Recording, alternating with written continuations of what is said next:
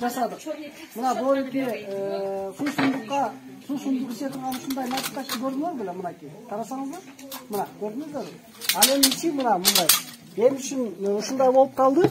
Мына карасаңыздар, сыртын карасаңыздар, кадимки эле жана жаштар өзгөчө молодежь деп коюп, жаштар иче турган суу сундук. Ушул суу сундуктун баары тең отход болуп таштандыга калат. А биз жыйнап туруп мынакей сыртын каптадык. Эмне үчүн? Себеби бул система күндүн нуру менен ысык суу чыгат дагы. Бул күндүн нурун тартат. Ада кара болгон себеби күндүн нурун тартат. Ошон үчүн биз сиздерге түшүнүктүү болуш үчүн кичинекей жасадык. Ал эми биз 2, 3, 4, 5 квадрат жасап, мындай болуп болот. Бул түрлөрүнүн себеби мына алюминий, темир, анан жез.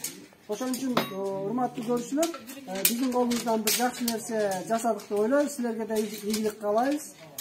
Баарыңыздар биздин жасаган кабинеттерди колдонгула деп чакырабыз.